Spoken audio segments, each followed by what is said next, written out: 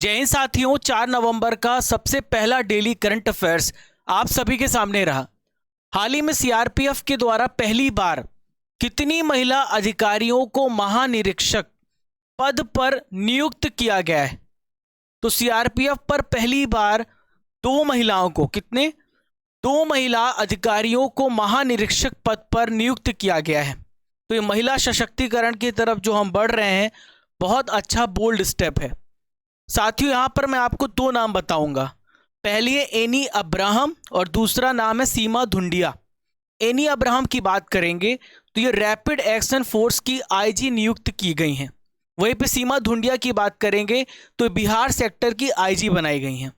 दोनों ऑफिसर्स को 1987 में सीआरपीएफ में शामिल किया गया है। साथियों, मैं आपको बताना चाहूंगा रैपिड एक्शन फोर्स होता क्या है। तो रैपिड एक्शन फोर्स एक प्रकार का सीआरपीएफ का ही अंग है, जो विशेष दंगा विरोधी बल है। ये भारी भीड़ प्रबंधन, अगर बहुत ज़्यादा क्राउडेड हो गया तो क्राउड मैनेजमेंट के लिए कार्य करता है। और जो वीआईपी यात्राएं होती हैं उसके दौरान राज्य पुलिस बलों की हेल्प के लिए तैनात होता है। यहाँ पर मैं आपको सीआरपीएफ के बारे में बताऊंगा। सबसे पहले सीआरपीएफ की फुल फॉर्म जान लीजिए। Central reserve police force. 1939 में इसे स्थापित किया गया था क्राउन रिप्रेजेंटेटिव पुलिस के रूप में। जब भारत आजाद हुआ तो उसका नाम बदलकर सेंट्रल रिजर्व पुलिस फोर्स कर दिया गया। ये किस मंत्रालय के अंतर्गत आता है? तो भारत के होम मिनिस्ट्री के अंतर्गत, गृह मंत्रालय के अंतर्गत ही आता है और सबसे बड़ा केंद्रीय सशस्त्र पुलिस बल है। साथियों, अभी हाल ही में सीआरपीएफ के महानिदेशक बने हैं, आप यहां पर देख रहे हैं, सुजाय लाल थाउसेन अभी हाल ही में क्या बने हैं? सीआरपीएफ के महानिदेशक बने हैं। पहले ये एसएसबी के महानिदेशक थे। आप पढ़ रहे डेली करंट अफेयर्स और मेरा नाम है राजा गुप्ता। मैं आपको पढ़ा रहा हूं 4 नवंबर 2022 के करंट अफेयर्स, जो कि भारत के सभी एग्जाम्स के लिए ज़रूरी है। इस क्लास की दो विशेष बात है। पहला, आपको डेली करंट अफेयर्स का टेस्ट मिलता है और यूट्यूब पर कहीं नहीं होता। कल मैंने आपको कहा था कि अक्टूबर महीने का मैं टेस्ट लूँगा मंथली करंट अफेयर्स का, तो टेस्ट आने वाला है, बने रहिए। 25 मिनट की क्लास है ये, 25 से 30 मिनट के बीच में हमारी क्लास होती है। साथियों, हिम्मत अगर आपको बढ़ानी है तो आपको समस्याएं, चुनौतियों को स्वीकार करना पड़ेगा, एक्सेप्ट करना पड़ेगा। सफलता तभी आपके कदम चूमेगी। बस प्रयास करते रहो, लगे रहो, भिड़े रहो।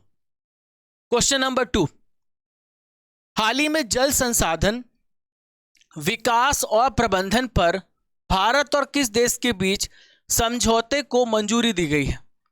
तो जल संसाधन विकास और प्रबंधन पर वाटर मैनेजमेंट और डेवलपमेंट के लिए भारत और डेनमार्क ने दोनों ने अभी हाल ही में समझौते पर हस्ताक्षर किए हैं। देखिए, मैं आपको बताना चाहूँगा कि प्रेजेंट में डेनमार्क के प्रधानमंत्री कौन है।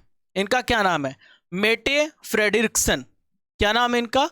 Mette Frederiksen. पूछा जा सकता है 2020 में किस पर समझौता व्यक्त किया गया था? हरित रणनीति साझेदारी, यानी ग्रीन एनर्जी पर दोनों देश मिलकर के काम करेंगे। 2020 में यह समझौता किया गया था। यहां पर बात आ रही डेनमार्क की, तो पहले डेनमार्क की लोकेशन देखिए। ये है डेनमार्क, यूरोपियन कंट्री है डेनमार्क। डेनमार्क की कैपिटल है कोपेनहेगन। डेनमार्क में करेंसी चलती है डेनिश क्राउन। डेनमार्क की प्रेजेंट में पीएम है मेटे फ्रेडरिक्सन, मैं आपको बता चुका हूं। तो जो डेनमार्क है इसे स्कैंडिनेवियाई कंट्री भी कहा जाता है। यहां पर 3 कंट्री हैं जो स्कैंडिनेवियन कंट्रीज हैं। पहला है डेनमार्क, दूसरा है नॉर्वे और तीसरा देश है स्वीडन। तो ये जो है यूरोप के स्कैंडिनेवियाई देश कहलाते हैं। दुनिया का सबसे बड़ा जो नदी द्वीप है जिसे हम बोलते हैं ग्रीनलैंड, डेनमार्क का ही हिस्सा है। चलिए साथियों, क्वेश्चन नंबर 3 महत्वपूर्ण प्रश्न है, आने की पूरी संभावना है। स्वतंत्र भारत के पहले मतदाता श्याम शरण नेगी ने किस राज्य में अपने मताधिकार का प्रयोग किया है? तो साथियों, हिमाचल प्रदेश में इन्होंने अभी हाल ही में मताधिकार का प्रयोग किया है। 106 साल के हो गए हैं। ये है इंडिया के फर्स्ट वोटर श्याम शरण नेगी। भारत की स्वतंत्रता के बाद सबसे पहले वोटर श्याम शरण नेगी। आप देख सकते हैं, पूछा जा सकता है। तो 106 साल के हैं श्याम शरण नेगी। अगर आपसे पूछा जाए कि संविधान के किस आर्टिकल में मताधिकार यानी कि एडल्ट फ्रेंचाइज के बारे में बताया गया है, 326 आर्टिकल में यहां पे बताया गया है कि 18 साल के यदि आप हो जाते हैं तो आप अपना वोट कास्ट कर सकते हैं।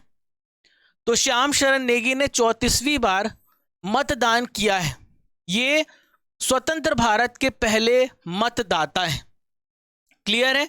1951 में भारत के आम चुनाव में पहली बार इन्होंने वोट कास्ट किया था। लोकसभा चुनाव में वे 16 बार मतदान कर चुके हैं। क्वेश्चन नंबर 4 को डिस्कस करेंगे। जोजिला दिवस कब मनाया गया? अच्छा प्रश्न है साथियों। तो जोजिला दिवस 1 नवंबर को मनाया गया। क्या है जोजिला दिवस? संपूर्ण एनालिसिस करेंगे। पहले यहां पर ऑप्शन में और भी इंपॉर्टेंट डेज लिखे हुए हैं, उस पर चर्चा करते हैं। तो 14 अक्टूबर को कौन सा दिवस मनाया जाता है? बता सकते हैं आप?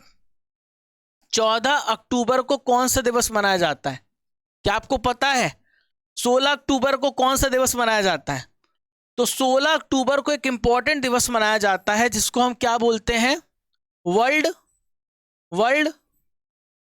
क्या बोलते हैं? 16 अक्टूबर को कौन सा दिवस मनाया जाता है? World food day.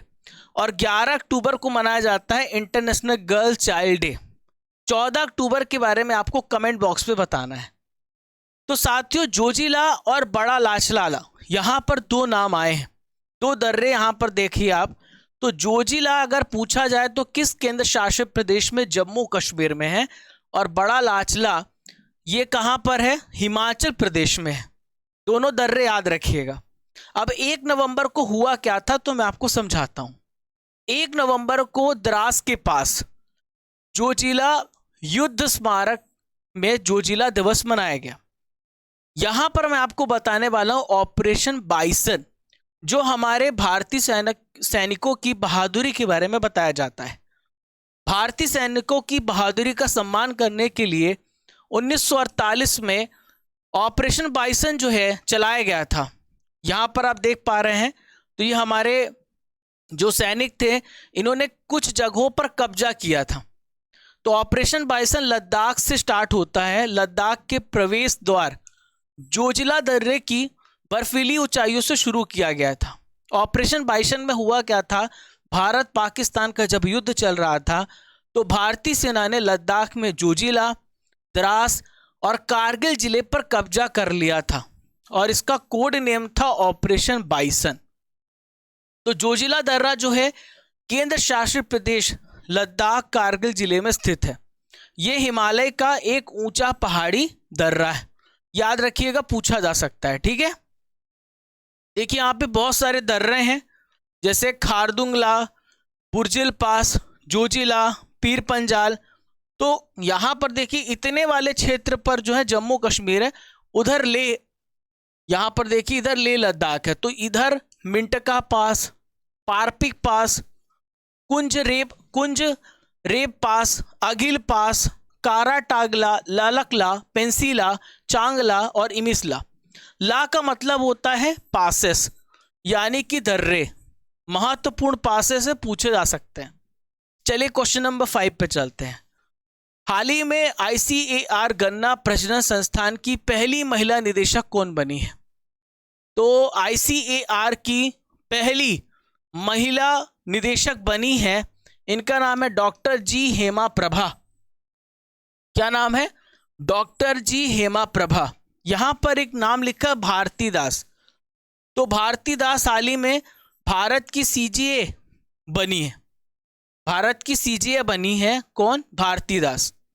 तो साथियों, ICAR गन्ना प्रजनन संस्थान के 111 साल के इतिहास में पहली बार किसी महिला को निदेशक बनाया गया है। साथियों, मैं आपको बता दूं, इन्हें केंद्रीय कृषि और किसान कल्याण मंत्रालय के द्वारा नियुक्त किया गया है। प्रेजेंट में नरेंद्र सिंह तोमर, क्या नाम है? नरेंद्र सिंह तोमर कौन है? कृषि एवं किसान कल्याण मंत्री हैं।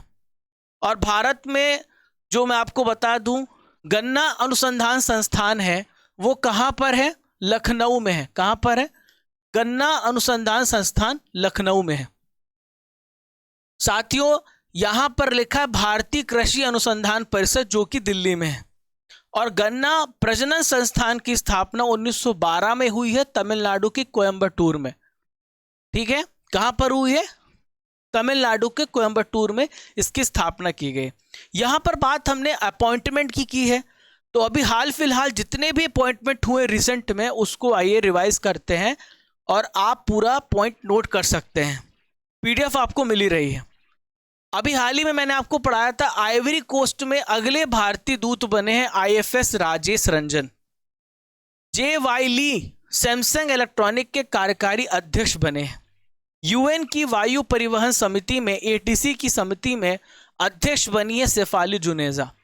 CCI competition commission of India प्रतिस्पर्धा आयोग की कार्यवाहक प्रमुख बनी है संगीता वर्मा। हाल ही में रेवेन्यू सेक्रेटरी बने हैं संजय मल्होत्रा। इसरो के आदित्य मिशन के प्रधान वैज्ञानिक बने शंकर सुब्रमण्यम के। भारतीय व्यापार संवर्धन संगठन के सीएमडी बने हैं प्रदीप सिंह खरोला। आप स्क्रीनशॉट ले सकते हैं, पीडीएफ आपको मिल जाएगी। मैंने आपको बोला था कि मैं अक्टूबर महीने का टेस्ट लूंगा। 20 प्रश्न आ रहे हैं, यह भी नॉलेज फैक्ट्री में शामिल किया गया है। जल्दी से 20 में से 20 लाने का प्रयास करिए।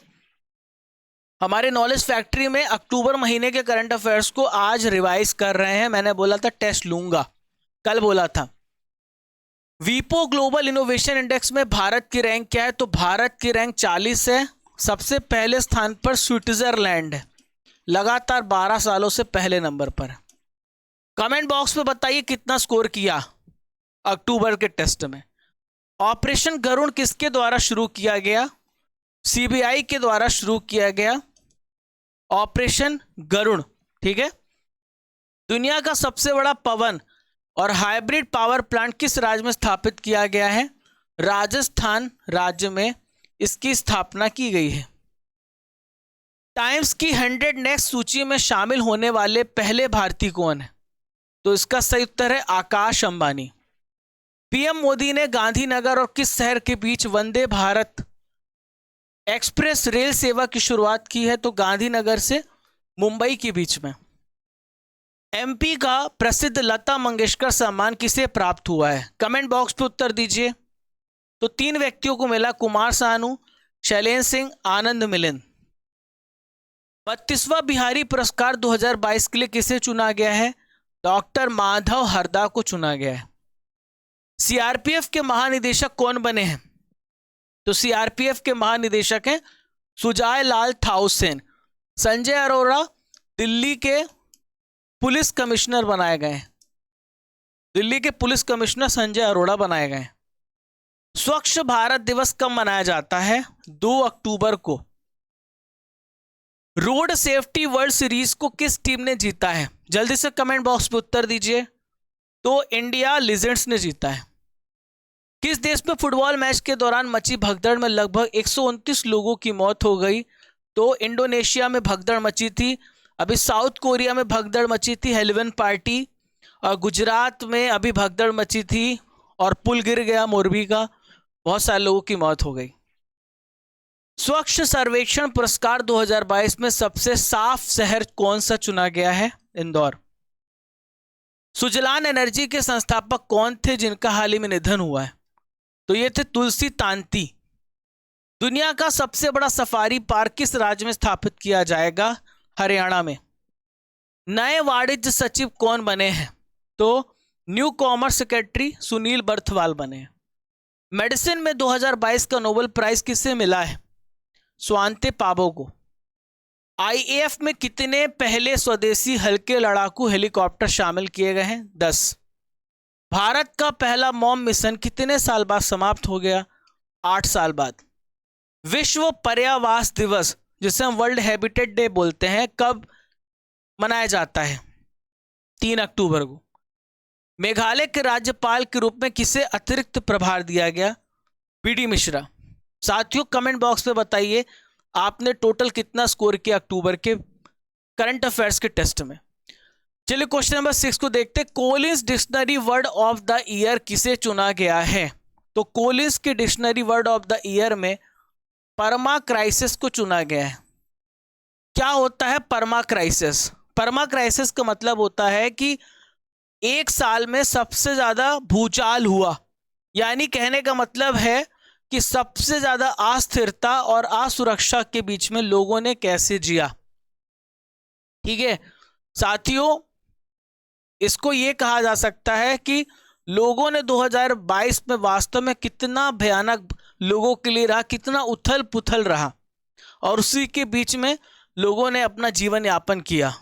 तो उथल पुथल के युग में जीने का वर्णन करता है permacrisis. Question number 7, Supreme Court ने आतंकवादी मोहम्मद आरिफ की मौत की सजा को बरकरार रखा, इसका संबंध किस घटना से था? तो आतंकवादी मोहम्मद आरिफ, इसने लाल किले पर हमला किया था, इसने लाल किले पर हमला किया था। तो उच्चतम न्यायालय यानी सुप्रीम कोर्ट ने 2000 में हुआ था लाल किले पर हमला, और जिसका मुजरिम था मोहम्मद आरिफ, इसको मौत की सजा मिली थी, अब इसको बरकरार रखा है। इस घटना में सेना के 2 ऑफिसर्स और 3 नागरिक मारे गए थे। बहुत सारे आतंकवादी हमले हुए हैं भारत में, मैं आपको बता रहा हूं पूरी सीरीज।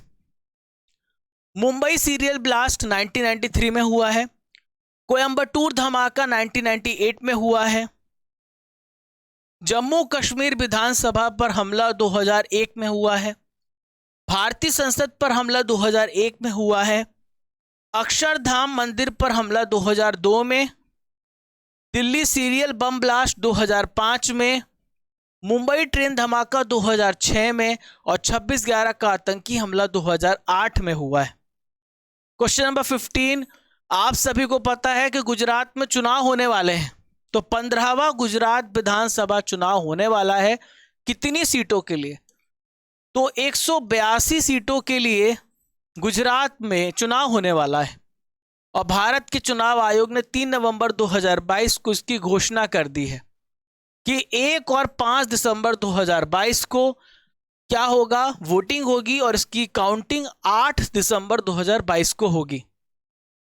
देखिए गुजरात में 182 सीटें हैं, 13 सीटें एससी की हैं, 27 सीटें एसटी की हैं। मुख्य चुनाव आयुक्त कौन है? राजीव कुमार। इन्होंने हिमाचल प्रदेश और गुजरात विधानसभा चुनाव की गिनती 8 दिसंबर को रखी है। क्वेश्चन नंबर 9, 15वां शहरी गतिशीलता भारत सम्मेलन 4 नवंबर से कहां पर शुरू होगा? तो गतिशीलता भारत सम्मेलन केरल में शुरू होगा। ये क्या मतलब है गतिशीलता?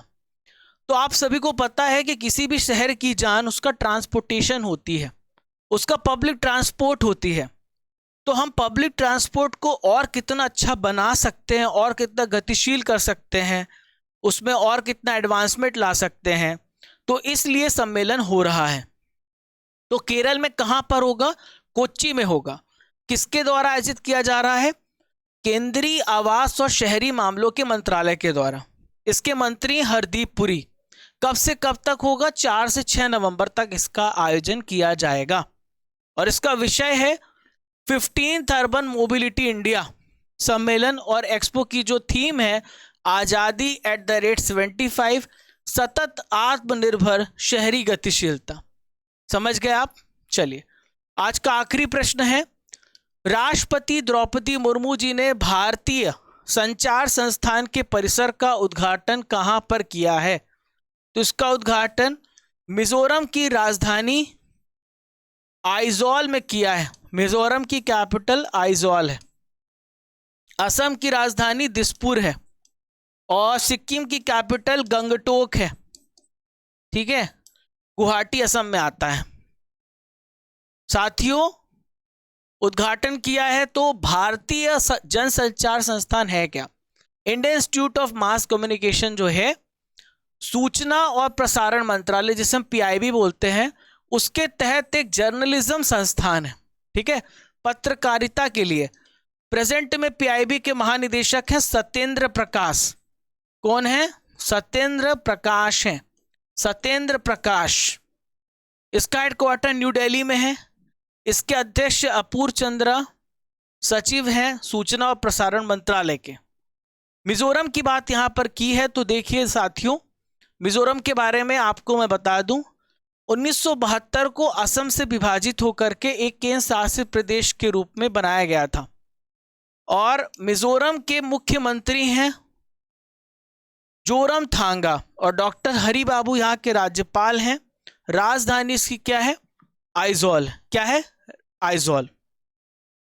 करंट अफेयर्स, मई महीने का जो था रिवीजन खत्म हो चुका है, अब जून महीने का स्टार्ट कर रहे हैं। हॉकी एशिया कप 2022 का खिताब किसने जीता है? तो साउथ कोरिया ने जीता है। शेरिल सैंडबर्ग ने किस कंपनी के COO के पद से इस्तीफा दिया है? मेटा। देखिए फेसबुक कंपनी का नाम बदलकर मेटा कर दिया गया है। नागरिक उड्डयन सुरक्षा ब्यूरो का नया महानिदेशक किसे बनाया गया है? जुल्फिकार हसन। दोस्तों भारत के नागरिक उड्डयन मंत्री कौन है? ज्योतिरादित्य सिंधिया। क्या नाम है? ज्योतिरादित्य सिंधिया। ये कौन है? सिविल एविएशन मिनिस्टर हैं। तेलंगाना स्थापना दिवस 2022 कब मनाया गया? 2 जून को मनाया गया, ठीक है। कृष्ण कुमार कुन्नथ, जिसे के कहते हैं, इनका निधन हो गया। तो बहुत बड़े एक्टर थे, बॉलीवुड सिंगर थे, मैं एक्टर कह रहा हूं। भारत का सबसे बड़ा व्यापारिक भागीदार कौन सा देश बना है? अमेरिका। कौन बना है? अमेरिका। चलिए दोस्तों, अब आपका T10 सीरीज होगा, जो भी आपने पढ़ा है ध्यान से उसका टेस्ट होगा। CRPF के महानिदेशक कौन बने हैं? तो CRPF के महानिदेशक हैं सुजाय लाल थाउसेन। कोपेनहेगन किस देश की कैपिटल है? तो कोपेनहेगन डेनमार्क की राजधानी है। स्वतंत्र भारत की पहले मतदाता कौन है? कमेंट बॉक्स में उत्तर चाहिए। श्याम शरण नेगी। नारी को नमन योजना किस राज्य से संबंधित है? हिमाचल प्रदेश। 50% जो किराया है ऑफ रहेगा ट्रैवलिंग में महिलाओं के लिए। जोजिला दर्रा किस केंद्र शासित प्रदेश में है? कश्मीर। आइवरी कोस्ट में अगले भारतीय राजदूत कौन है? देखिए जोजिला दर्रा अब जो है, पहले ये था कश्मीर में, अब लद्दाख क्षेत्र में आ रहा है, ठीक है। आइवरी कोस्ट में अगले भारतीय राजदूत कौन है? तो अगले भारतीय राजदूत कौन है आइवरी कोस्ट में? पूछा जा सकता है। राजेश रंजन। भारतीय संसद पर हमला कब हुआ था? 2001 में हुआ था। 26/11 आतंकी हमला किस वर्ष हुआ? तो 26/11 आतंकी हमला 2008 में हुआ था। गुजरात विधानसभा में कितनी सीटें हैं? 182 हैं। जोरमथांगा किस राज्य के चीफ मिनिस्टर हैं? तो पूछा जा सकता है ये मिजोरम के क्या है? मुख्यमंत्री हैं। चलिए दोस्तों, 3 नवंबर के करंट अफेयर्स का रिवीजन करते हैं। यूएनएससी का अध्यक्ष कौन सा देश बना है? कल पढ़ाया था, तो घाना बना है। G7 देशों ने किस देश से जस्ट एनर्जी ट्रांजिशन पार्टनरशिप में शामिल होने के लिए कहा है? इंडिया। देखिए कल मैंने जापान बता दिया था गलती से, उसे सही कर लीजिए, बाकी सब कुछ सही था। गलती से मैंने जापान टिक कर दिया था, उसका सही उत्तर इंडिया। इंडिया को आमंत्रित किया है। राष्ट्रीय जनजाति नृत्य महोत्सव किस राज्य में आयोजित किया जा रहा है? छत्तीसगढ़ में। इलाबिन भट्ट कौन थी जिनका हाल ही में निधन हो गया? तो इलाबिन भट्ट ये सामाजिक कार्यकर्ता थी। ईटानगर के होलोंगी में स्थित ग्रीनफील्ड हवाई अड्डे का नाम क्या रखा गया है? डोनी पोलो हवाई अड्डा। डोनी का मतलब सूर्य, पोलो का मतलब चंद्रमा। सरकार ने कृषि में किसके उपयोग को प्रतिबंधित कर दिया है? ग्लाइफोसेट को। यह कैंसर कर रहा है और जनन शक्ति कम कर रहा है। बांग्लादेश की पीएम शेख हसीना किसे फ्रेंड्स ऑफ लिबरेशन वॉर सम्मान दिया गया है? तो किसे दिया गया? एडवर्ड एम कैनेडी को। भारत का 53 नंबर का tiger reserve Ranipur tiger reserve बना किस राज्य में है? यूपी में है। 41वां अंतर्राष्ट्रीय पुस्तक मेला किस देश में आयोजित किया जा रहा है? तो यूएई के शारजा में। पूर्वोत्तर का पहला मछली संग्रहालय किस राज्य में बनाया जाएगा? अरुणाचल प्रदेश में। आज का सवाल दोस्तों आप सभी के लिए, 15वां गुजरात विधानसभा चुनाव 2022 कितने सीटों के लिए होगा? कमेंट बॉक्स पे बताना है। कैसा लगा सेशन? जरूर अपना फीडबैक दीजिए और आप अपना जो भी इस सेशन में अच्छा और किया जा सकता है जरूर अपना मैसेज हम तक पहुंचाएं, हम उसको भी अमल करने की कोशिश करेंगे। इसकी पीडीएफ आपको फ्री में टेलीग्राम पर क्रेजी जीके ट्रिक पर मिल जाएगी। और साथियों, चलने का समय हो गया है और ये 25 मिनट में हम आपको इतना सारा, एक चैलेंज होता है अपने आप में इतना सारा करंट अफेयर्स कवर करना, क्योंकि 25 से 30 मिनट बहुत ही कम समय होते हैं, पर जो हमने आपसे कहा है हम वही करेंगे। हम आपका समय बचाना है हमें, और समय कम समय में quality current affair static GK देना है। तो चलिए दोस्तों, मिलते हैं फिर, तब तक के लिए जय हिंद, जय भारत।